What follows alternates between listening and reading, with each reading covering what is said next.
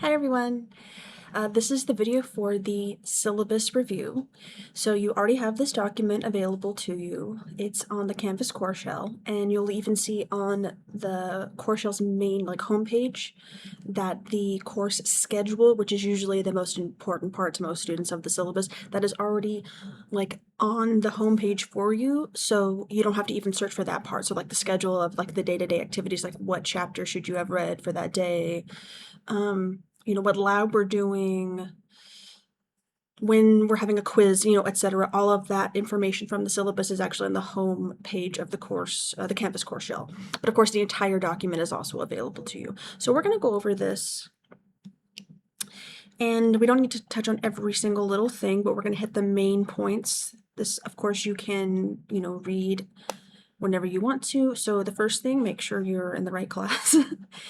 So this is the Introductory to Biological Anthropology lab course. It's a fully online lab.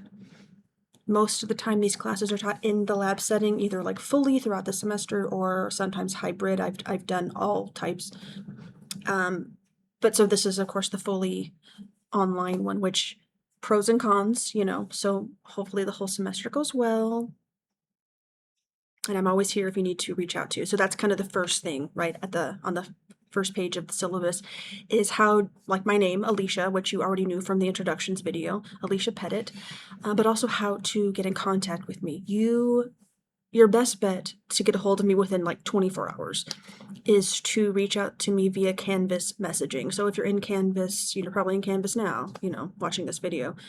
If you go on the left-hand side, you'll see where it says inbox. You can click on that and you can send messages to all of your instructors. Typically you have to start new message, and you start typing in the name, my name, and it should come up, as one of your contacts.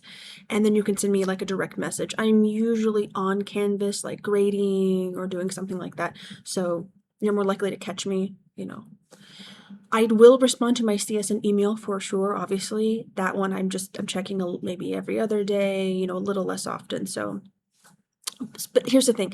If you decide to contact me via CSN email, which is totally fine, and I can see why you might prefer one over the other, but if you decide to email me through CSN email, you have to also use your official student CSN email. You can't use your, whatever, skull93 at Gmail. It can't be anything like that. It has to be your name, whatever they give you as a student, that email, that CSN email has to be from that, because one, CSN, we're not really supposed to respond to those because there's always the chance that it's not actually from a student. But most of the time it doesn't even come to the inbox. It'll be in spam or something. So if you're trying to message me from your personal email, most likely I won't even get it. And I'm not supposed to open it, even if I know it's you, so just go ahead and make sure that you send it from your CSN email, which is usually not a problem. If this is your first semester and you are unfamiliar with your own student email, which I know when you first start out, it can be a little overwhelming with all the things you have to do, you can contact, I would assume, IT or the registrar. I'm sure they would have that information for you. I don't have any of that information for you, Okay, so as we go through on the first page, you can see the course objectives and then the course description. So we'll talk about these briefly. So the course objectives, basically, when you have finished this course and have passed it, there should be, a handful of things that you covered that you generally know. That's kind of the point of the class, right? So we have a list of these four. This is per the department, what they feel you should be learning and taking away from this class. So 1 through 4, pretty short list. Basically, we've got understanding the scientific method and biological anthropology, how they both apply to each other. Understanding genetics and inheritance and how all that works. The skeletal system, which in this class we do an introductory amount, which is still a lot. If you were to take more skeletal courses later, you would really get to dive in, but in this class we still cover a decent amount. And then number 4, understanding dating methods, certain types of analyses, and which I would say in probably more upper division, you're going to get that a lot more. Well, really all of them. But here you kind of get that nice introduction to a lot of that information.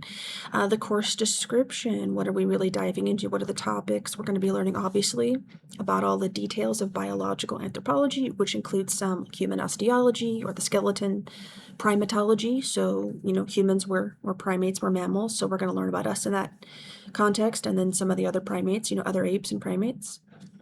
Understanding our more closely related ancestors. So some of you may have even heard of some of these, like Homo erectus, or maybe even like the famous fossil Lucy. So towards the end of the semester, we're going to talk about that group of ancestors called hominins.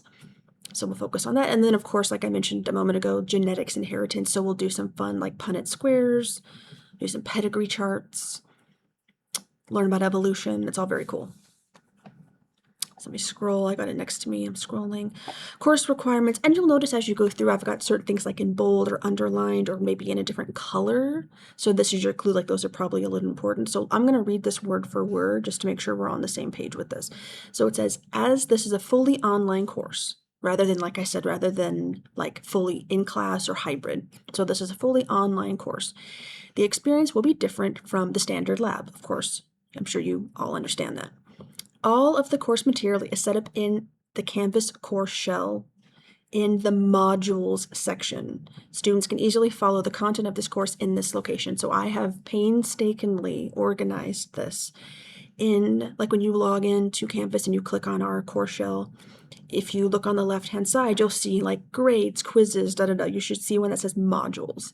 You will click on that and you will see a nice list, like by date, what you need to do or what is due or what we're doing, for that day or by, for that particular week. And so it could be that particular week you have to watch, 2 lectures, look through the PowerPoint and then do a quiz. And then, of course, maybe, lab work from one of the chapters. The next week could be you're watching, just one lecture and looking over one PowerPoint, but there are 2 labs because of how it's all kind of, organized. So in modules, it should be all very clear to you what is expected of you, and the dates are all very clear that it's organized by date. So I set it up in a way that should be very user-friendly. You even have the ability to work a little bit ahead if you wanted to. That's some of the pros and cons of doing it fully online, is you have that ability to work a little bit ahead, so that can be useful. You can also see the whole schedule for the semester, so you can kind of see, okay, that week's a little easier, lighter work. This week is the exam versus the other week, oh, we've got 3 labs, so you can look through that, kind of put it in your planner. And this is, I know, so years ago, I tell this to every student because it's so true. Years ago, when I was doing community college, one of my instructors, actually, if she was an anthropology instructor, and she said, it sounds so stupid or whatever, but one of the best pieces of advice I can give you as a student is to get a planner. Now, at the time, we had they would give out free little paper planners. I don't know if CSN still does that. I think they used to when I first started teaching. And now you can just use your phone or whatever, but have a planner, take, once you get all your syllabi the first week, take, a half hour one day, 45 minutes, whatever, and go through them and start putting in some important things into your planner, like, oh, exam 1 is on October 1st. So maybe put on September 25th, start to review for exam 1. It sounds, some of you probably already do this. Some of you might be thinking, whatever. But I'll tell you, college, even introductory level, it can be a little bit more overwhelming. Everything's just kind of a different kind of cultural experience than in high school. So sometimes just having a little bit of organization can really benefit you. Anyway, so that's my recommendation, is to get a planner of some sort. There was still a little bit more here. So it says, ideally, students will watch the pre-recorded lectures before proceeding with the lab content. So I've set up even in order in the module that the lecture is first, then there's the PowerPoint, because you might pull up the PowerPoint while you're watching the lecture, but you might look at it after. That part's up to you. But I always have it set up to where the lecture is first, and then it's like the lab work, then a quiz. So it's all kind of in the ideal order you should maybe do it in, but it's up to you how you kind of feel works best for you. But I've set it up in the order that I think works best. Each lab will have assigned work directly from the lab book. So here's the other thing, is like the quizzes and the exams, it's all through Canvas, but the lab work, that's partially your responsibility to have access to the lab book. So you can purchase the hard copy And old school, not a problem at all. In fact, that's probably what I do. I like to have the book in front of me. So you might decide to purchase just the book at the bookstore or through Amazon or whatever. And then for students who have done this in the past, they usually just, write in the book like they normally would, pen, pencil. They take some pictures of the important, the important labs, that are assigned, and then they just make a PDF and then send it to me. So it takes you a couple extra minutes to do that. If you have an ebook version, which is also, of course, totally fine. I would say students in like the online or hybrid, it's kind of 50-50 what they decide to do. But for those doing the ebook version, pros and cons to that, there are a lot of options. You can get it directly through the CSN bookstore. You can go directly through, I think, like the publisher. I think there are other websites you can get it through. Unfortunately, and I've actually contacted the publisher more than once about this issue, and I think they're fixing it or trying to make it better, is that the online version of the book, like if you go to the publisher's website, let's say, it's not as interactive as you might think it is. It's readable online, but to like start writing in it, I've had students use, depending on how you download it, and then like if you download it and pull it up as like a PDF, or if you have like an Apple versus like, not, that's the other thing too. If on a Mac, I know some students in the past have had, I want to say not as good luck, but I don't want to like overwhelm you. I would just say there are plenty of options, but if you're doing the ebook version, just know that when you open it thinking that's going to be really interactive, unless they've made major changes since last semester, it's really not. So you have to often, I know what the students were doing in the past is they were downloading it, opening it as a PDF instead of like using it interactively online. And then they were able to like, in whatever Adobe, go in and like type and put their answer down, so that seemed to work best for them. However, there are some times in the lab book where you might have to like draw a picture or circle something. You can still get creative with that in the PDF. But this is why I know some of the students are like, I'm just going to get the hard copy lab book, just do the work. I'm going to use a pencil, and then I'm just going to take some photos. It's if you're someone who gets maybe frustrated with, doing online stuff like with ebooks, I totally get it. And like I said, I wish that the ebook version was like the number one best option. I could say everyone should get it and it's going to work perfectly. But unfortunately, it's not as interactive as you might expect it to be for a lab book. I'll say that. So it's really up to you. If you can find a cheaper price, it's totally fine. Which one you go with. Just know that there's only so much I can kind of help you with. Like last semester, well, previous semesters, I was able to troubleshoot a few things with the students, but like I don't work for the publisher. You know what I mean? So I'm only kind of able to do as much as I can. When I had reached out a couple times, they basically said, yeah, this is the main issue. Is typically the students complain that it's not as interactive. So I kind of rambled for a minute, but just let like I said, like a heads up on that. So if you want to just go with hard copy, that's totally understandable. But you'll see there under required materials the exact information for the book. And in fact, I thought I had it here. I don't. I was going to show you what it looks like. Although I think my lecture copy, like my teacher copy, looks a little different. But I think there's like, well, give me 1 second. Let me grab it.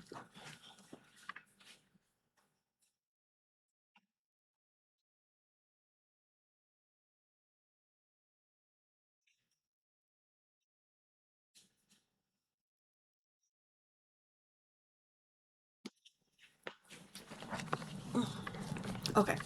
So I should have had this at the ready. So this is what mine looks like, and I think yours looks the same. It might depend on if you get like the spiral bound or the 3-hole punch, or the ebook version might have a different image, but it's this one, the one by Suluri and Agarwal, and it's the 2nd edition. So that's the one. If you happen to find the 1st edition for very cheap, I totally get that.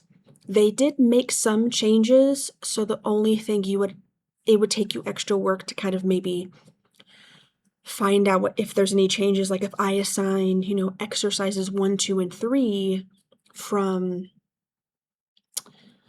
lab 3, and in the 1st edition and the 2nd edition, those are different questions, that's where it could be a problem. So I mean, you'd have to find someone else who had the newer edition and compare it. Like that might just be not really worth it. So, but here's the thing is in other courses that I teach, I usually tell the students like it's going to benefit you to have the book, but I can't make you buy the book. So if you don't get it, you don't get points for buying the book. In this class, however, you 100% have to purchase the lab book. There is no way to pass this course without turning in the lab work. So you absolutely 100% have to have the lab. It's a lab course, right? You have to have the lab book. So just so you know, there is a cost involved with that. So let's see, I keep cutting myself off. Each lab will have assigned work directly from the lab book, which includes sections of concept review, exercises, and critical thinking. So as you open the lab book, you'll see there's usually a little bit of background info. It's not as extensive as like the lecture textbook, but there's a little bit of review.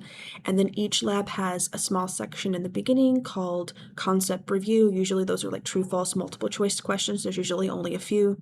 Then you would move into like the meat of the lab, which are all the exercises.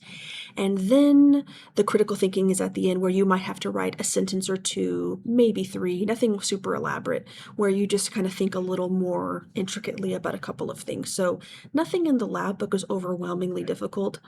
It's really not, if you're paying attention. So at least there's that, I will say though, don't overthink. Sometimes the questions in the lab book, I've had students like they're overthinking it, and sometimes the questions really are simple that they're asking you, oh, draw a circle. You're like, draw a circle. You're like, yeah, just draw a circle.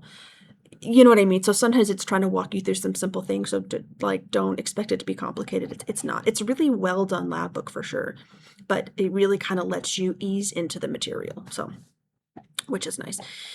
Let's see. In addition, labs may have supplemental worksheets to complete. That's true. You will see those in modules if there is an extra worksheet or something that you need to do for that week. Sorry, there was a fly. You will also see everything is laid out in modules. You won't have to search for a hidden assignment. It's all clearly laid out for you. And you'll see like some weeks you might have an extra worksheet. Weeks you might have two. Some weeks you might have none. It just kind of depends.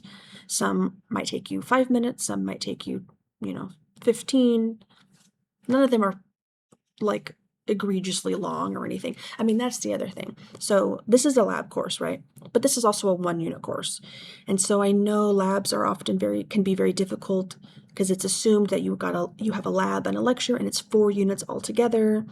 But I know that can be overwhelming when it feels like you're taking 2 3-unit courses. You know what I mean? So I try to make the lab for this, course, because I teach the lecture too. I try to make the lab more complementary and not super overwhelming, like a true, lower unit course. You're going to be challenging yourself for sure, but none of it should overwhelm you. Hopefully, that's how I've designed it. Let's see. Okay, this is all outlined in modules. Due dates for each. I see a typo. Due dates for each lab content. Each lab's content, I need an apostrophe, are outlined in modules as well as the course schedule in the syllabus, right? So you can look in the syllabus for information on the schedule. You can look on the course show modules. It has everything for you, and everything is laid out by date. So there's never going to be any confusion when something is due. Let's see. Okay, so required materials, obviously the lab book, you'll see the information there like I already said. And then as I already stated, it says the lab manual is absolutely required for this course. Without it, you will not pass the course. Simple and true. There are many purchase options for the lab manual: spiral bound, 3-pull punch, ebook, etc. Writing everything on binder paper will not be accepted. So let's say you have a friend, you're taking the class together, one of you is writing directly in the lab book, and you have decided you're just going to look at their lab book but write everything on binder paper. Will absolutely not be accepted. It has to be in the actual book. So it's up to you how you decide you want to do that. Now, I do know in the past, the CSN library has had the lab book to rent, but I think you can only rent it for a short period of time. But if you wanted to use that option and make photocopies, That's still technically the lab book. I've had 1 or 2 students in the past do that. It takes a little extra work on your part. You're like, I'd rather just pay, whatever the amount is online. So it's totally up to you. But that's still, you're still using the lab book. I need to see the prompt. I need to see your work. Sometimes you're filling in a little chart. I need to see all of that very clearly. So like I said, 100% for this class, you have to have the book. So it says there, writing everything out on binder paper will not be accepted. Typing it out in Word will not be accepted. It has to be in the lab book. If you're, like I said, once again, you're using a friend's book, you're looking at it, but typing everything out, no, it has to be in the lab book. That's just 100%. Everything else can be negotiated in this class in life. But this one is 100% the rule. You have to have the lab book. You're like, I know, you've already said it 10 times. I'm just saying it because every semester, at least 1 or 2 students are like, do I really need it? I'm like, for this class, you absolutely do. Let's see. Okay, you'll see the grading scheme is pretty straightforward. The class is out of 1,000 points. So if at the end of class you're in the 900s, you're getting an A. If you're in the 800s range, you're getting a B, etc.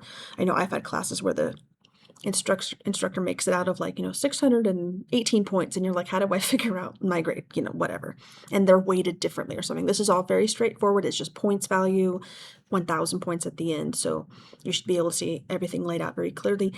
You will start to see in Canvas your grades populate as I go through and grade things.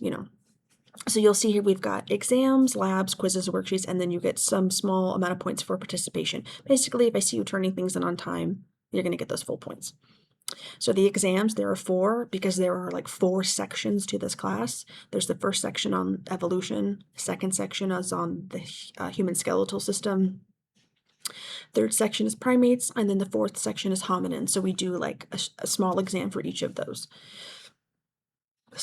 Exams 2, 3, and 4 are set up as mostly identification. You will see an image.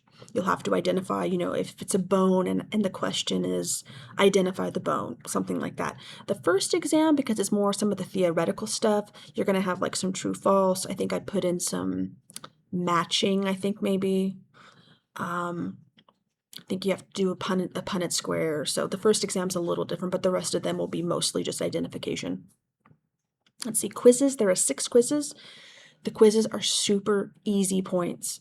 So easy. There's 6 of them. They're 5 questions each. The 5 questions are arranged between true, false, and multiple choice. They're very, very easy. It just lets me kind of check in on you that you're kind of, doing things. Super easy points. Don't skip those. The extra worksheets, there are a handful, and you'll see those as you go through. Basically, I have those set up as kind of almost like a practice exam.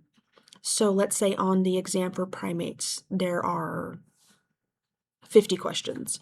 The worksheet for the primate worksheet might be very similar questions, but half the size. So it kind of gets you, into the mindset of kind of prepping for the exam. So it's all kind of there to help you a little bit. Let's see. What's next? And then, oh yeah, like I already said, participation. So like I said, this class there's not a huge amount involved. It's a lab, 1 unit, so you're not writing a paper. It's a big portion of it's out of the lab book. You're doing some supplemental items, you're doing some exams, but like I said, it should be pretty straightforward exactly what is expected of you. So as you go scrolling on a little bit more, you'll see the course schedule, and you will see that I have laid out everything in the course schedule, even exactly what to expect for each week. So you can see on the week of August 28th. So I always put it as the Friday of that week. So for anything that's due, you always have till the end of the week on Friday of that week to get it done. So you'll see really easy for the first week. We're not even jumping into any of the material. You just have to watch, well, you're watching this video, and then you have to watch the introductions video, which is me just kind of talking about myself and my background, teaching, etc., as an anthropologist, some of my research, some of my fun hobbies and all that. So it's just kind of silly and fun, but you'll definitely get to know a bit about me. I recommend it. It's an easy watch. And then you won't really need to do anything until the second week, which you'll see for the week of September 4th, you have 2 different labs you have to do. So you have lab 1 and lab 2. And if you're looking at if you're following along, you'll see lab 1, you have to do What is anthropology? That's a video lecture. You're going to watch me talk about the general, factors of what anthropology is. You'll also watch the video lecture on science and positivism, where I will talk about the scientific method, and I will talk about, some of the other things built into the system of science. Here's the other, this is so important. Hopefully you haven't turned off the video yet. I recorded these lectures, like out of, I don't know, whatever the 13 lectures you watch, I think 11 of them are from last semester. So the content is all accurate. However, so pay attention to this part. When I recorded these, because I recorded some a few years ago, but I updated them all last semester, so they're recent, but the class I recorded them for last semester was for a hybrid course. So as you're watching these videos and I make a reference to, oh, when I see you in class next week or something like that, completely disregard that.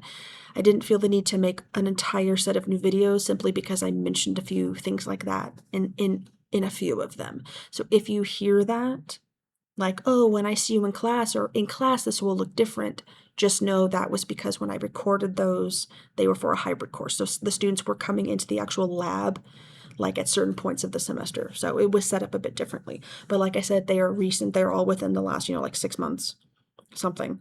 And the content is all completely accurate. It's all up to date. It's just that they were recorded for a previous course. So if, like I said, I'll say it again. If you hear me mention something like, when I see you in class, you can just completely regard that. You guys know this class right here now. This one is 100% online. So don't freak out. Like when you hear me like, oh, wait, am I supposed to be in lab? No.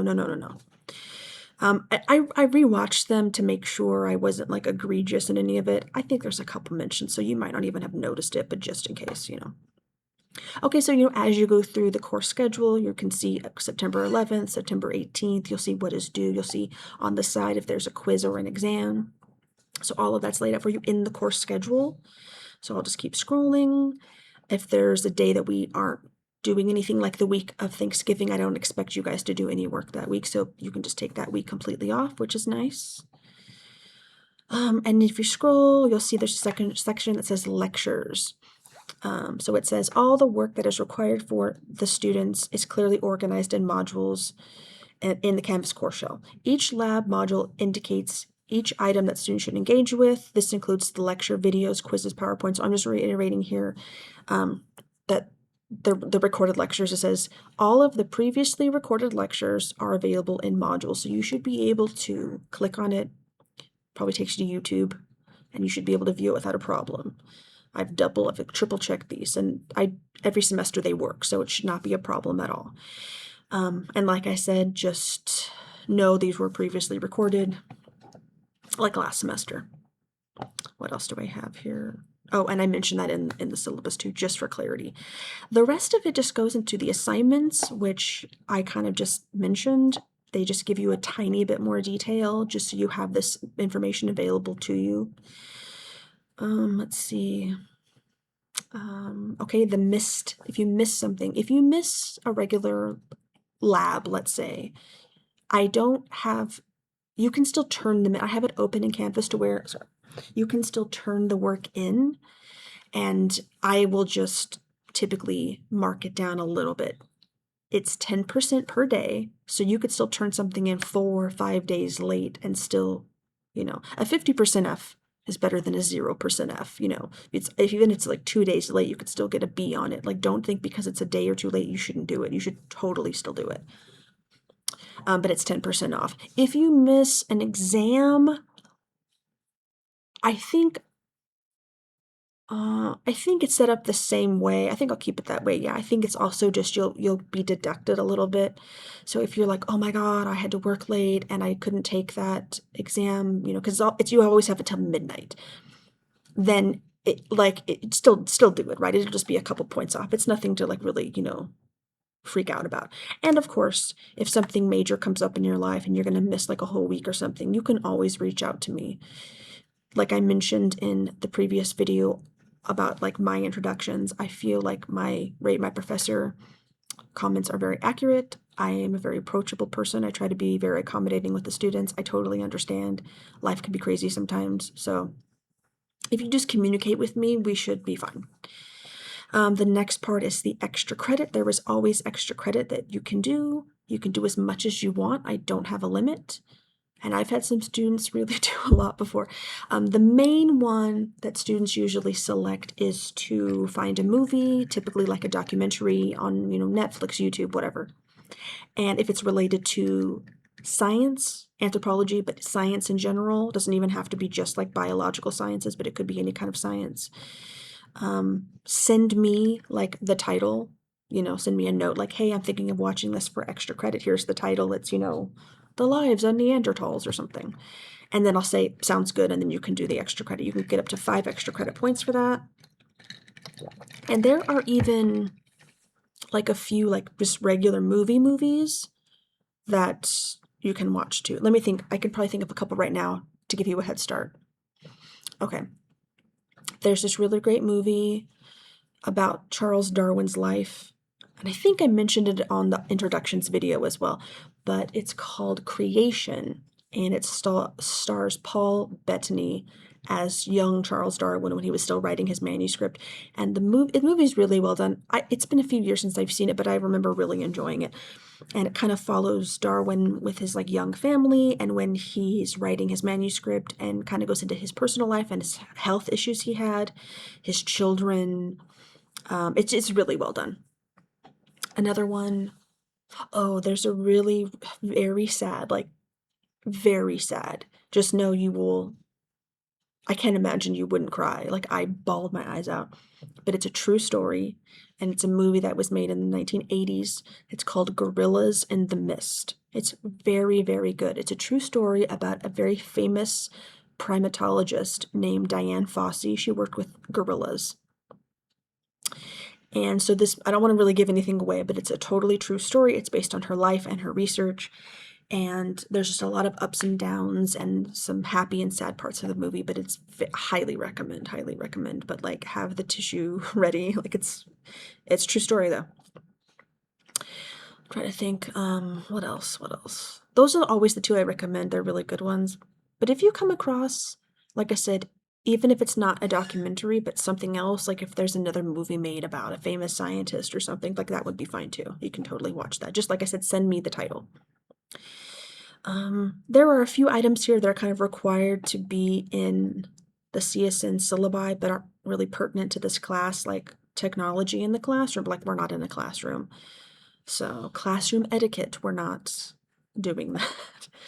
And this is not an interactive online class. We're interacting with each other at all. So like as students, then I used to say, like, I have the right to change anything. If I make any major changes, like if I had to rearrange dates or something, or I was ill and wasn't grading, I would usually send an announcement. So you would get an alert that I have, something that's just kind of letting you guys know something, which I'll probably do occasionally anyway, just if I think of like another extra credit opportunity or something like that. The rest of this is all just other CSN information. So if you need information about like counseling services, what else? If you need maybe an accommodation of some kind, if you need, let me think, help with like IT, all of that information is there for you with the library. All of that information is available to you. It should be in every syllabus you get. So that's all just kind of standard across the campus. So I'm trying to think. So that's the main stuff for the syllabus. But let me just say, let me pull up real quick the course shell. So hopefully when I say the word you're in Canvas now because you're obviously watching this video. If you have any trouble navigating it, figuring it out, I can maybe answer a few questions, but that's obviously not my expertise. So if you're having an issue with like another class course shell, I wouldn't be able to help you. But like I said, if you go into the modules, and I'm kind of looking at that right now, you'll be able to see like it says section 1 is all about evolution. And then it says the week of August 28th, and it kind of tells you exactly what you should be doing. Here's a video lecture, here's another video lecture, here's a PowerPoint to look at, here's a quick, quiz for you to do, etc. So here's a worksheet, etc. All of that is lined up. Yeah, so I'm trying to think. I think that's kind of it. I didn't even think I'd talk this long. That's going to be a theme throughout these lectures. I'm always like, oh, it'll be, half hour, and then I talk for 40 minutes. I always take a little longer. I should know that by now. Um, hmm. I think that's pretty much it. That's kind of, like I said, I would recommend. So you've watched this video, if you've watched the introductions one, just go on the Canvas course shell and find modules, look at it, look kind of how the course shell works. It should be very user friendly, but you can always, reach out if you have a question. And we don't really jump into any of the course material until the second week. I think I have that set up, right? Let me just double check that.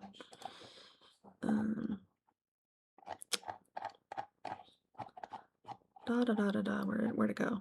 Yeah, I lost you. Oh yeah. So you have time to kind of adjust to how the whole thing works. Okay, that's it. I will see you guys on the next one.